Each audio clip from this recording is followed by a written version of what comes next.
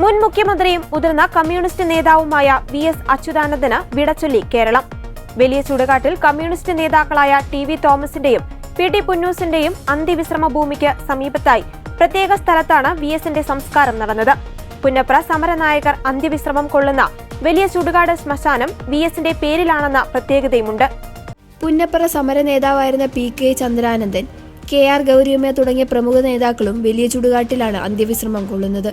എന്നാൽ സമരനായകനും സ്ഥാപക നേതാക്കളിൽ പ്രമുഖനുമായ VSനായി പ്രത്യേകം സ്ഥലം പാർട്ടി തയ്യാറാക്കിയിരുന്നു.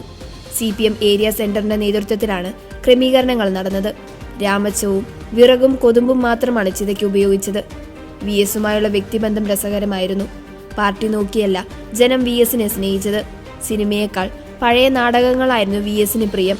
VS അച്യുതാനന്ദൻ വനംവകുപ്പിന്റെ പ്രവർത്തനങ്ങളിൽ സംതൃപ്തനായിരുന്നുവെന്നും സിനിമാ നടനും MLAയുമായ മുകേഷ് പറഞ്ഞു. ജൂലൈ 21 വൈകിട്ട് 3:20 VSന്റെ മരണം സ്ഥിരീകരിച്ചത്.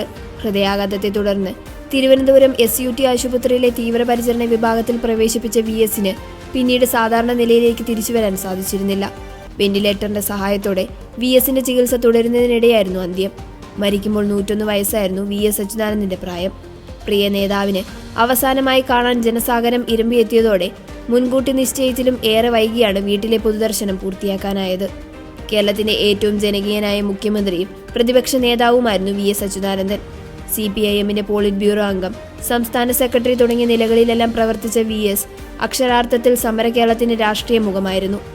കമ്മ്യൂണിസ്റ്റ് പാർട്ടിയുടെ നാഷണൽ കൗൺസിലിൽ നിന്നും ഇറങ്ങി വന്ന് CPIM രൂപീകരിക്കുന്നതിൽ മുന്നിലുണ്ടായിരുന്ന അവസാന നേതാവ് കൂടിയാണ് ഓർമ്മയാകുന്നത്.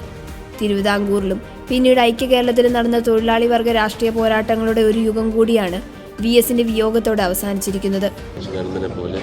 മറ്റൊരു സഖാവ് ഉണ്ടോ? ഇല്ല.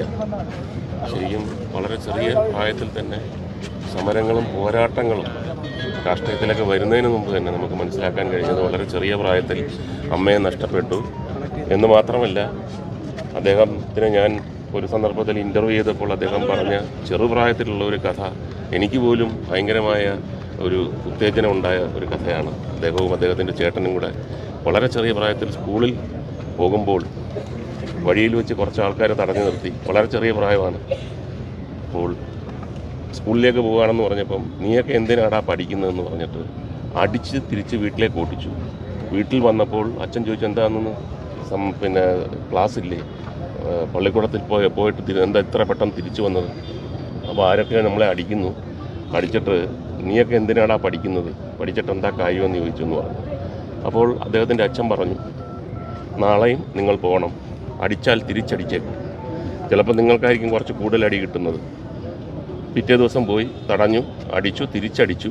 പിന്നെ ആരും അടിക്കാൻ വേണ്ടി വന്നിട്ടില്ല. അപ്പോൾ നമ്മൾ മനസ്സിലാക്കേണ്ടത് ഒരു കൊച്ചു പയ്യൻ ആ പ്രായത്തിൽ തുടങ്ങിയ സമരവും പോരാട്ടവും വിജയവും അദ്ദേഹത്തിൻ്റെ മരണം വരെ എത്രയോ കൊല്ലം അത് കേരളത്തിനും ഇന്ത്യക്കും ഒക്കെ വലിയ വലിയ സംഭാവനകളായി നമ്മുടെ മുമ്പിൽ വന്നു. അദ്ദേഹത്തിന് പകരം വെക്കാൻ മറ്റൊരു നേതാവില്ല.